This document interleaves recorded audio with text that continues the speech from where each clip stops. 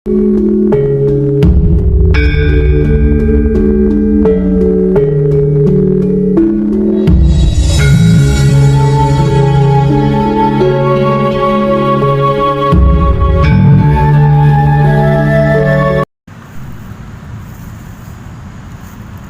Web, Putra Romo itu yang seperti apa dan bagaimana sih? Maksudnya? Maksudnya ciri-ciri atau tandanya kalau seseorang itu adalah Putra Romo, Pak Web. Oh, ciri atau tandanya adalah Putra Romo itu sempurnaning pati lan urip. Maksudnya sempurna di dunia, sempurna di akhirat. Dan kesempurnaan seorang Putra Romo itu sangat mewah. Dan lagi kemewahan, kesempurnaannya itu bukan hanya cuma dialaminya sendiri, melainkan hingga 7 keturunannya, ke atas dan ke bawah, ke kanan, ke kiri, serta ke depan dan ke belakang. Mantap, luar biasa kan?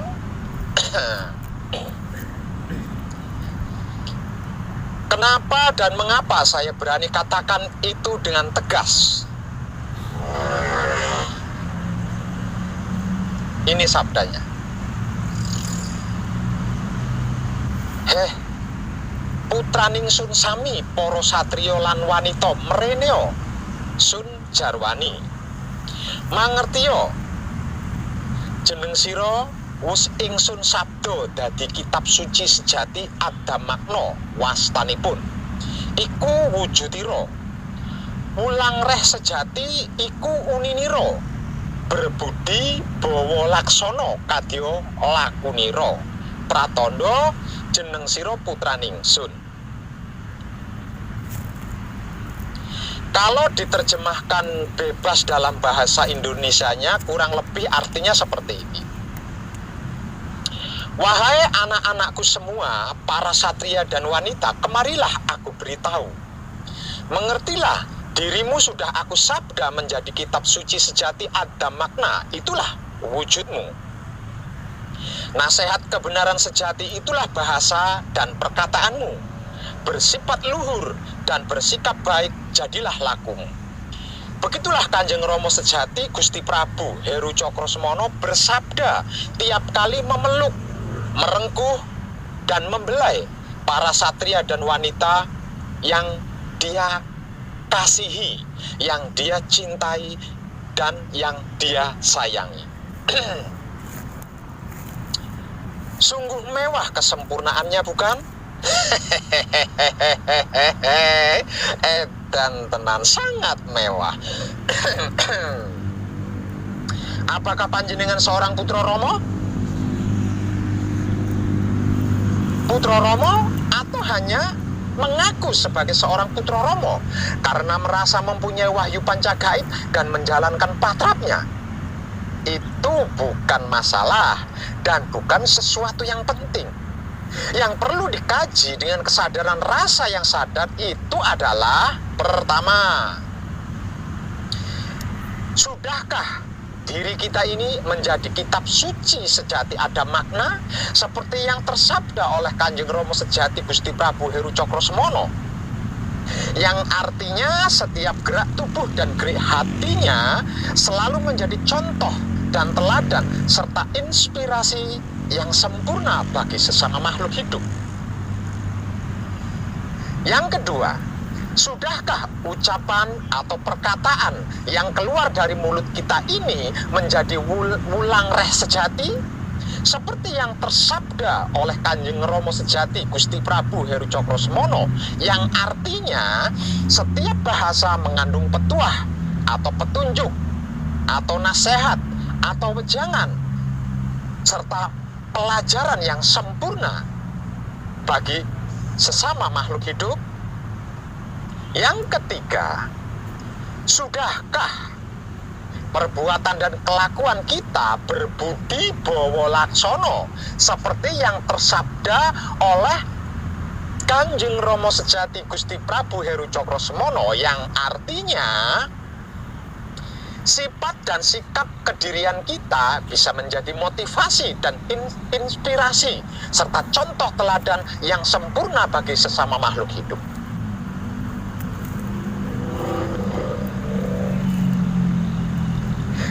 Dan yang mengetahui hal ini adalah dirinya sendiri yang merasa putra Rama. Kalau belum, ya berarti ya belum putra Rama. Kalau sudah, ya itulah yang dimaksud putra Rama.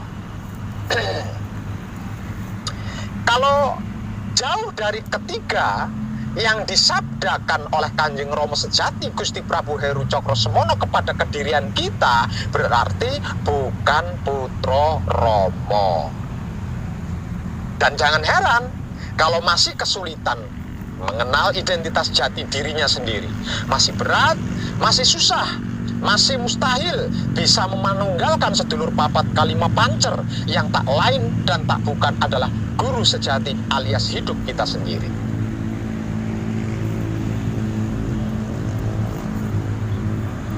Sehingganya, walaupun sudah mengerti, sudah memahami, bahkan sudah mengetahui apa dan bagaimana itu wahyu pancagaib dan wahyu pancalaku, namun tetap saja akan mengalami dan melakukan hal-hal yang hanya pantas dilakukan oleh orang awam pada umumnya. Kalau orang awam yang melakukan, bisa dimaklum, sebab karena belum mengerti, belum paham, dan belum tahu, ya kan?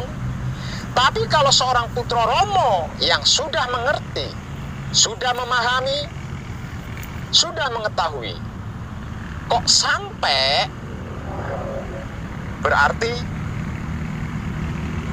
wow, habis deh. Dan tenang. Kehidupannya tetap amburadul, sifat tetap pamrih, dan sikapnya tetap arogan. Egonya boro-boro padam, malah jadi yang terdepan. Hati nuraninya masih membeku, bahkan kaku, melebihi makhluk awam yang belum mengerti, belum memahami, dan belum mengetahui apa dan bagaimana itu wahyu pancagaib dan wahyu pancalaku. Karena kesadarannya belum tergugah, belum sadar, sehingga tidak bisa menyadari hidupnya yang tersabda mewah dan sempurna hingga 7 keturunan, ke kanan, ke kiri, ke depan, ke belakang, ke atas, dan ke bawah. Sungguh sayang 1000 kali kata sayang saya katakan, saya ucapkan. Ibarat memiliki pesawat namun tidak bisa menerbangkan, memiliki motor atau mobil namun tidak bisa mengendarai, memiliki kapal namun tidak bisa berlayar dan berlabuh. Para kadang dan para sedulur kinasiku sekalian, suatu ketika saya mengunjungi seorang kadang sepuh yang sedang kritis di rumahnya. Mengetahui kedatangan saya, dia langsung menggenggam erat tangan saya, lalu menariknya ke wajah. Tak kuasa, air mata saya pun jatuh berlinang. Lalu saya memeluknya dan meletakkan kepala saya di bahunya. Tak lama kemudian, di telinga saya mendengar ada suara yang terpatah-patah. Seperti ini. Bila kamu tidak menyaksikan aku kembali kepada datku dengan wahyu pancagaib ini, tolong tanyakan kepadanya, di mana aku? Tolonglah aku ketika itu. Dengan bergetar, saya menjawab sambil memandangi raut wajah yang mulai sunyi dan sepi itu. Pasti kadangku, pasti, itu pasti. Dan jika nanti kamu juga tidak melihat aku bisa kembali kepada datku, nantinya dengan wahyu pancagaib yang saya ibadahkan dengan wahyu pancalaku ini, tolong ingatkan aku selagi aku masih di dunia ini. Kemudian kami pun menangis bersama entah berapa lama. Dan ketika perpisahan antara wadah dan isi itu dimulai, saya langsung mundur selangkah untuk mengambil posisi duduk, lalu melakukan patrap semedi mijil sowan di sampingnya untuk bisa menyaksikan proses pengembalian segala unsur dan kepada sucinya masing-masing. Dari awal jasad atau raga berpisah dengan datnya masing-masing sampai semuanya kembali kepada asal usulnya, sungguh saya menyaksikan keberhasilan yang sempurna itu. Sehingganya saya tidak perlu bertanya lagi kepada yang Dat Maha Suci hidup tentang di mana dan kemana kadang sepuh saya itu berada. Matur nuwun Rama, matur nuwun, matur nuwun Rama. Para kadang dan para sedulur kinasiku sekalian, ada banyak alkisah yang tersurat di dalam Alkitab tentang riwayat seorang ahli ibadah, tetapi di akhir hidupnya tidak menempati surga yang diimpikan. Apalagi yang disebut sempurna, surga saja belum tentu dan tidak pasti. Sedangkan di sisi lain, ada seseorang yang selalu bermaksiat, malah ia bisa masuk surga. Mengapa hal itu bisa terjadi? Ternyata ibadah dan amal saleh itu bukanlah jaminan untuk masuk surga. Benarkah? Ya, tidak ada jaminan kalau orang yang tekun beramal ibadah itu masuk surga. Karena orang bisa masuk surga itu bukan sebab dikarenakan ditentukan dengan melihat amal ibadahnya, bukan, tetapi karena memperoleh rahmat dan ridha Allah. Yang namanya rahmat dan ridha Allah hanya dapat diraih atau diperoleh dengan cara mentaati segala perintahnya dan menjauhi segala larangannya. Perintahnya itu apa sih Pak Web? Perintahnya adalah membersihkan Baitul Ma'mur, Baitul Muharram, dan Baitul Muqaddas dari noda kotoran dan kemelekatan apapun jenis dan sebutan istilahnya, dan menjaga agar supaya tidak ternoda lagi, tidak terkotori lagi, dan tidak termelekati lagi. Baitul Ma'mur, Baitul Muharram, dan Baitul Muqaddas, inilah yang sering saya bahasakan dengan jaga pikiran, jaga hati, jaga kelamin. Larangannya itu apa Pak Web? Larangannya adalah tidak mengotori, tidak menodai, tidak melekati Baitul Ma'mur dan Baitul Muharram serta Baitul Muqaddas atau pikiran, hati, dan kelamin.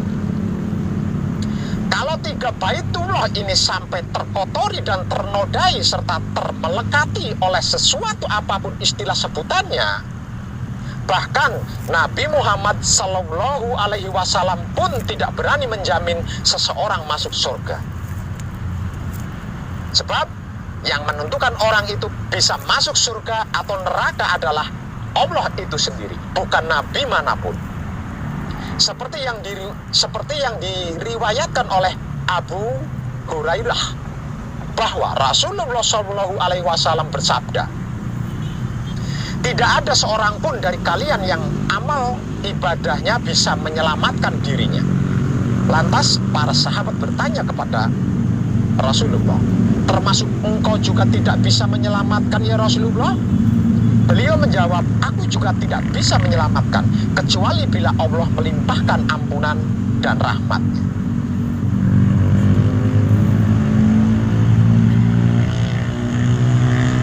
Hadis riwayat Sahih Muslim.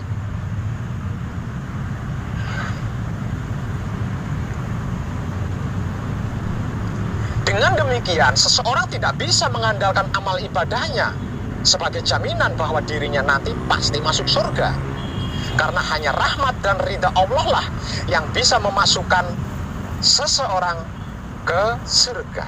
Oleh karena sebab itu, dalam setiap menjalankan amal ibadah dasarilah dengan kerelaan atau keikhlasan. Maksudnya semata-mata karena Allah, tidak karena ingin masuk surga dan bukan mencari surga. Sebab karena bila yang dicari itu surga, dapat menjebak seseorang terjerumus dalam perbuatan ria atau takabur. Alhasil gagal total.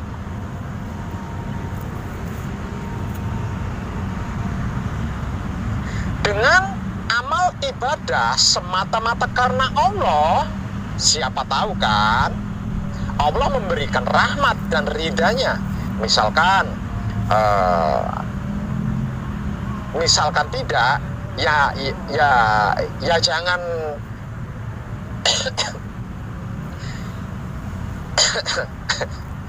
ya jangan kecewa sama amal ibadah yang sudah dilakukan, ya.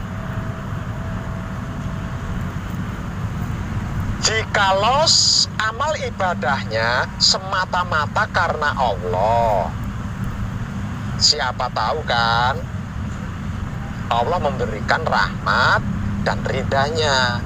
Misalkan tidak, ya jangan kecewa sama amal ibadah yang sudah dilakukannya. Ya tidak.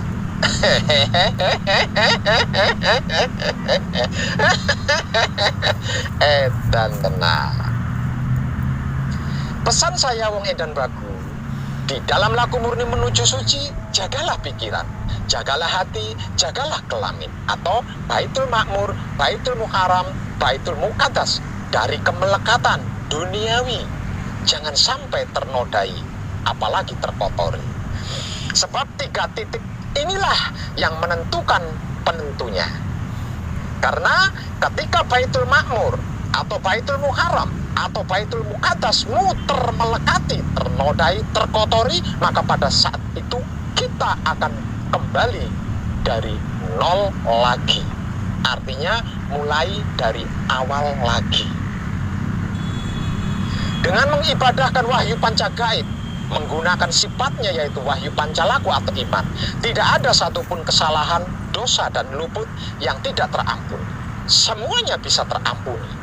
Namun jika selalu kembali dari awal pelajaran laku, lalu kapan sampainya? Kapan selesainya? Kapan berhasilnya? Kapan bisa sempurnanya? Yang ada hanya capek, namun tak kunjung bisa juga. Salam setuhan penuh cinta kasih sayang dari lubuk hati saya wong edan bagu yang paling dalam. Selamat, selamat, selamat. Rahayu, rahayu, rahayu. Damai, damai, damai, tentram.